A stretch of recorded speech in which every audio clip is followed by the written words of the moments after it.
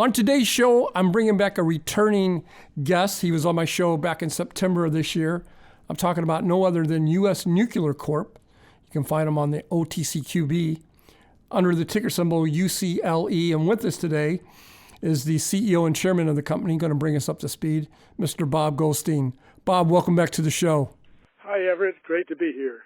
You know, December the 7th, you guys put out a press release saying that you guys are going to be the prime contractor for MIFTech. And also you put in that press release that you believe there one day soon, there's going to be power plants on the moon and Mars. You want to extrapolate that a little bit? Oh, yes, sir.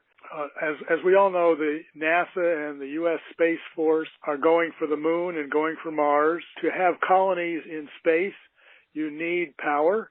And, of course, you can't burn fossil fuels on the moon. And so got to be nuclear. Of course, we believe that there's two kinds of nuclear. There's fission and fusion.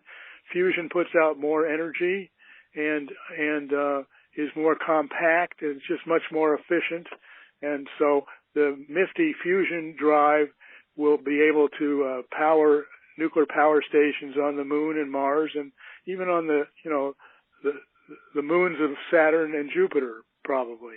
Well, let me ask you this: why do you think NASA and the U.S. Space Force are kind of privatizing spacecraft design and production? Yeah, it's sort of counterintuitive. I was surprised, but they still buy stuff from Boeing, big companies, but SpaceX and Jeff Bezos, Blue Origin, Richard Branson, Atlantic, these companies, the entrepreneurs, the new startups, they're much more cost efficient. They cost like 100 times less or whatever. But the big thing is that they're more nimble and they're more into new tech.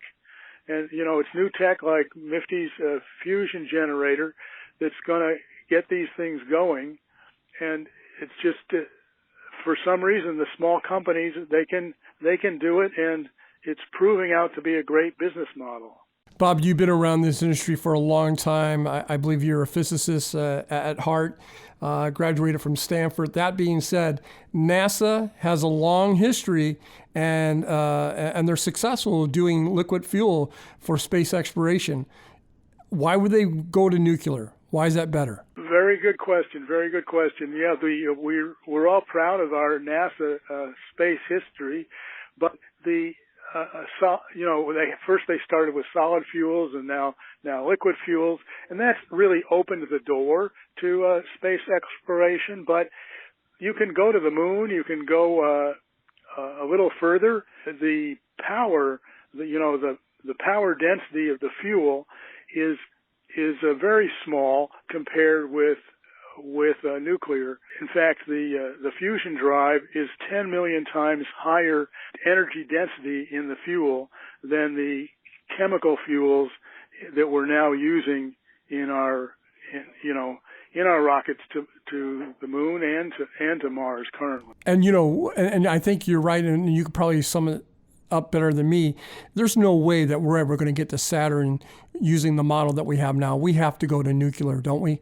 That's correct. There's no way. It says in the news, we want to be able to go, out to Saturn on one tank of fuel. And right. If you've got that added to your takeoff weight, the weight of that fuel.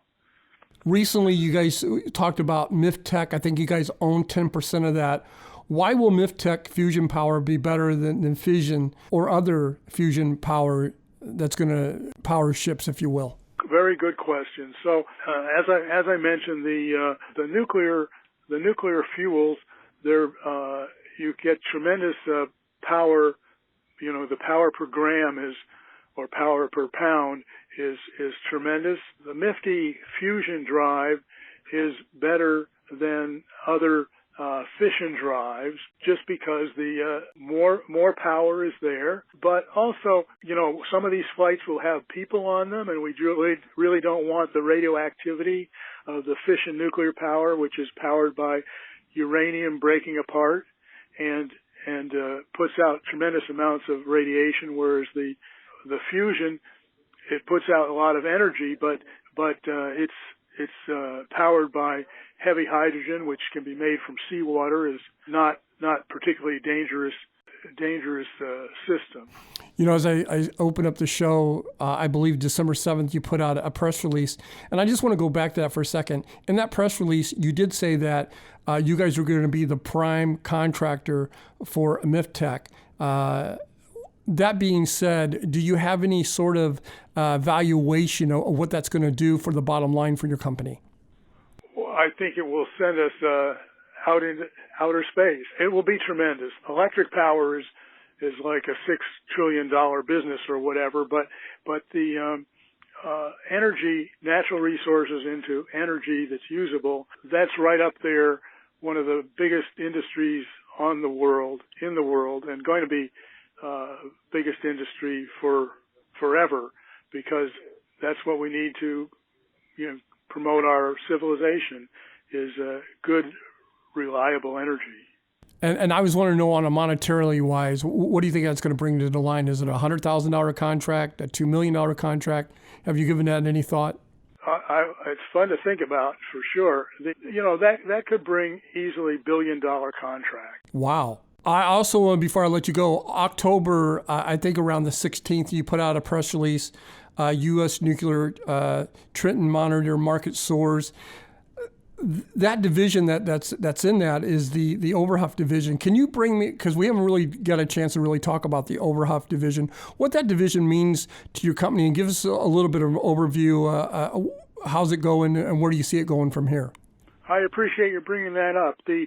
Overhuff Technology is the world's premier maker of tritium measurement equipment, and all the big fusion, the big company and international fusion experiments are being done with tritium as the fuel, and so tritium is a radioactive a form of hydrogen gas, and you have to keep track of it both for worker safety and the community safety, but also to just make your power plant work, part of the process control.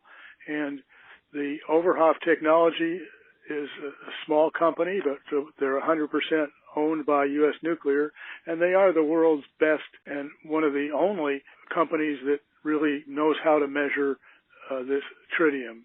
And it's the reason that they do it is, there's a lot of different companies involved in making radiation measurement and detection equipment, but the tritium is much more difficult to measure, and you have to have the patience and the tech and the clean room and all that stuff to make it work. And we seem to be the only company in the world that can really do a good job of measuring tritium. My guest today has been Bob Goldstein. He is the president and chairman, CEO of U.S. Nuclear Corp. Look them up. They're on the OTCQB under the ticker symbol UCLE. This is my personal opinion, grossly undervalued here. Anything under 30 cents is grossly undervalued, and I still think the company would be undervalued even when it hits 50 cents. Bob, I'm going to give you the last 20 seconds. What is it that you want your stockholders and my listeners to take away from today's interview? Thank you. So we've survived the pandemic. Yep. We're still going far. We're making big gains both in our own products and in working to acquisitions. And I really think that we have a very good run coming in 2021. Bob, I want to thank you for coming on the show. We probably won't get to talk to each other until after the holidays, but I want to wish you and your staff happy holidays and a Merry Christmas. Thanks, Everett. Thanks, and happy holidays to you and to our listening audience. This program is entirely sponsored and produced by La Jolla Media, LLC, which is responsible for the content. The opinions and information provided on this program are for educational and research purposes. Stock Day encourages all listeners of this program to do their due diligence and research when determining investment strategies that will work for them, or to seek the assistance of an investment professional.